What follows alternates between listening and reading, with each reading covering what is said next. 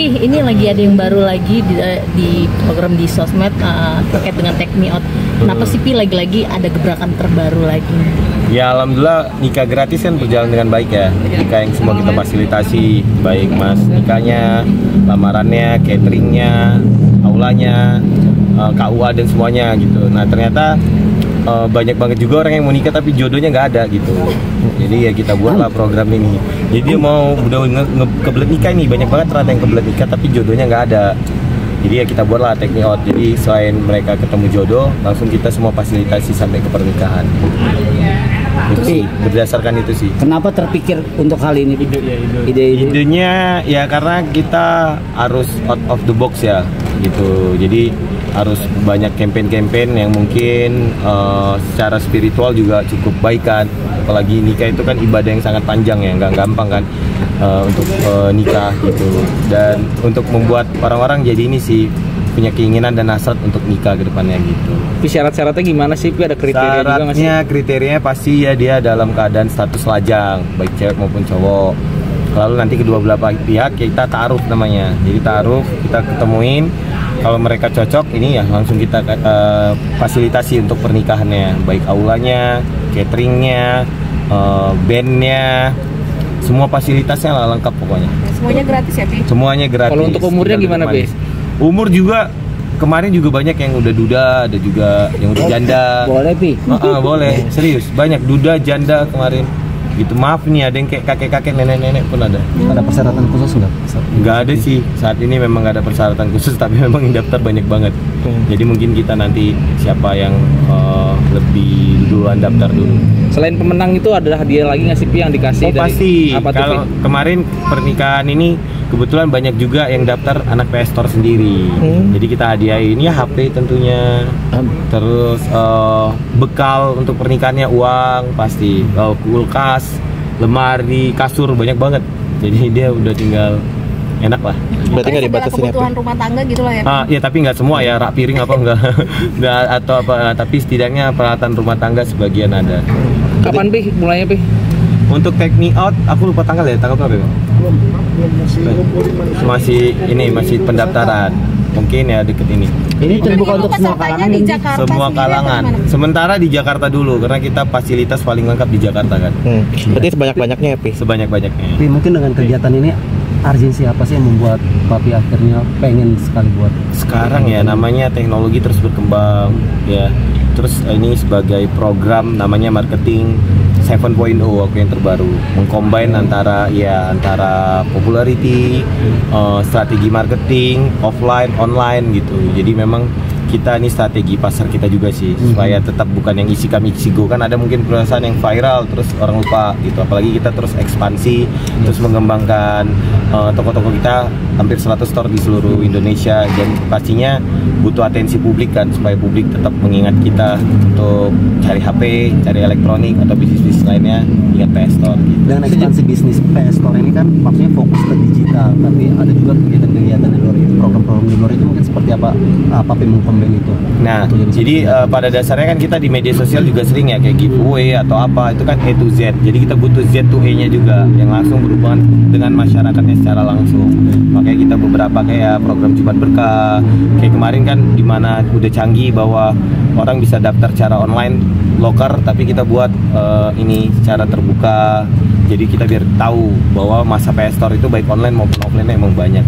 Sejauh ini Tapi ada yang menarik juga Pi, ketika ngelamar kerja di Papi malah ngebekelin si yang ngelamar dengan uang lagi. Iya, alhamdulillah itu hampir 1 miliar ya, karena yang datang hampir 10.000 orang, masing-masing 100.000. Tapi ada yang di hari kedua itu ada yang 50 ribuan juga.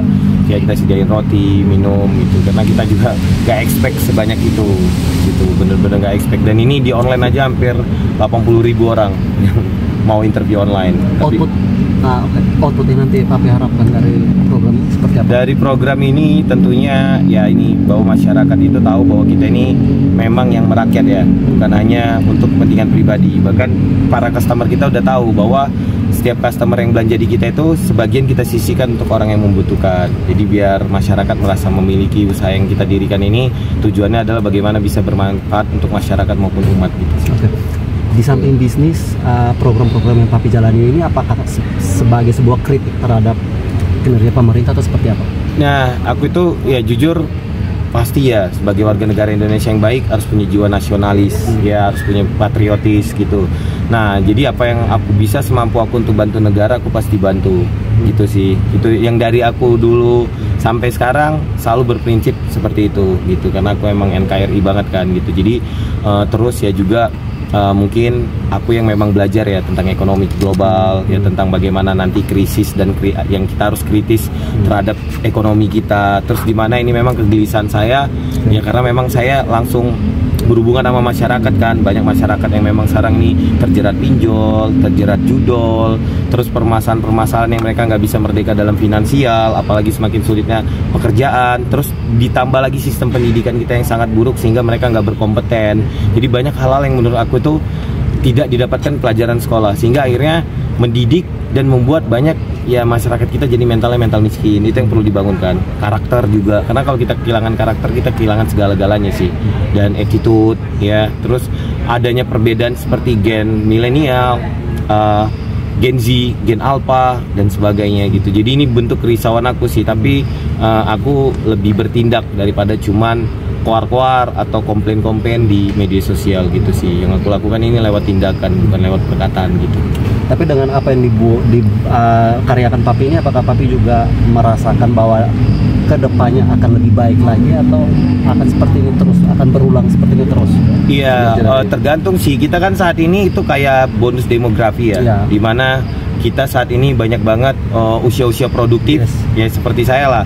Saya usia 32, ya menurut saya bisa 10 tahun lagi di usia produktif. 40-an saya memang mau jadi family man, fokus, harus sudah apa ya, harus sudah berdamai sama diri sendiri lah, usahanya udah autopilot ya, terus sudah merdeka dalam finansial sehingga bisa mengabdi buat masyarakat dan nggak korup gitu. Itu makanya saya bergerilya 5 tahun ini lagi gitu untuk preparing itu semua gitu. Jadi ya karena memang kitab demos apa ini ya itu harus dari sekarang, bahwa kelebihan itu dimanfaatkan dengan membuka lapangan pekerjaan, menambah skill dan kompeten dari masyarakat kita supaya mumpuni dalam bidang pekerjaan apapun. Artinya Papi sendiri setuju ya bahwa bonus demografi yang sekarang Indonesia miliki ini harus berjalan sesuai selaras dengan lowongan apa pekerjaan yang ada di Indonesia. Iya, jadi bonus demografi ini unik per hari ini. Tadi aku udah bahas di forum kami secara secara nasional, sorry.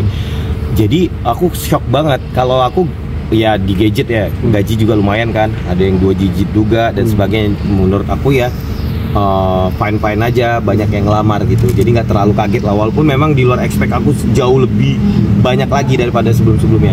Nah ini cuma di toko baju kecil, aku lihat di Cianjur tadinya itu bener-bener ribuan juga gitu. Jadi ternyata segitu ya. Jadi orang bahkan sekarang udah nggak gengsi lagi demi perut dan sebagainya. Dan bonus demografi ini bener-bener apa ya, aku lihat berkelebihan. Sayang nih kalau sekarang kita ini nggak membuka lapangan pekerjaan untuk bisa memberikan wadah mereka untuk mereka berkembang sih, sehingga nanti kita lebih siap di 2030. Nah Papi, bicara soal bonus demografi ini kan juga bisa menjadi petaka buat satu negara kalau memang tidak siap untuk menerima itu. Nah kalau Papi sendiri tanggapannya ini seperti apa? Ya kan banyak contoh-contoh yang udah gagal kan. Afrika itu udah gagal dalam bonus demografi, di mana waktu itu lagi masa-masa prime-nya bonus demografi, banyak usia produktif yang kerja, tapi dari pemerintahannya nggak bisa memberikan fasilitas lapangan pekerjaan dan sebagainya. Akhirnya Afrika ya gagal gitu. Jadi mudah-mudahan ya Indonesia masih punya kesempatan nih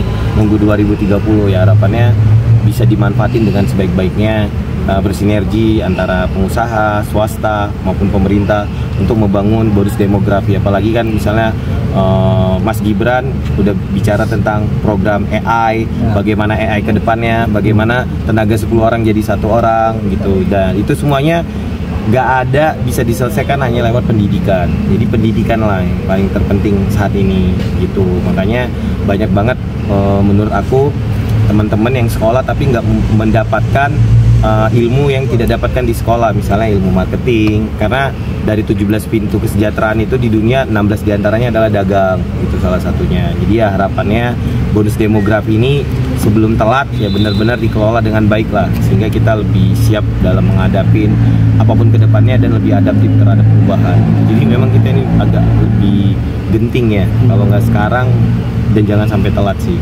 Artinya PS Store sendiri sudah mempunyai rencana untuk Indonesia Emas di 2030 nanti. Nah, aku itu kan udah bilang selalu secara nasional bahwa kita ini seperti miniatur sebuah negara. Jadi aku nggak bisa merubah dunia, apalagi aku bukan pemangku jabatan kan. Tapi kan di perusahaan aku ini aku ya jadi raja kecil yang bisa bagaimana mengarahkan perusahaan ini future, punya masa depan. Makanya aku membangun termasuk strategik ekonomi, di mana di Harvard University aja masih menggunakan strategi marketing 9.0 gitu, 6.0 sorry. Aku udah menggunakan 7.0 alhamdulillah. Jadi dulu banget ini 10 tahun lalu aku tuh dianggap gila karena di situ lagi prime-nya masa online, Kaskus, forum jual beli. Aku malah bangun toko. Orang jual online kamu buka toko gitu. Ya, tapi aku karena udah meretas bahwa di depannya itu, dan sesuai sunnah baginda Rasulullah juga, bahwa nanti hukum dagang itu ketemunya antar penjual dan pembeli. Jadi zaman dulu itu nggak ada di klik, tinggal datang barang kan, dulu nggak ada.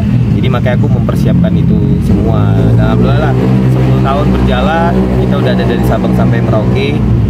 Dulunya dianggap gila, baru sekarang orang merasakan efek luar biasanya ketika aku bisa mengcombine antara online dan offline. Dan keluarlah tagline kita yang baru, ingat api, ingat investor, api pejabat agama rakyat yang melayani Anda setiap saat. Jadi orang lebih trust. Nah, kita melayani kan kayak live 24 jam.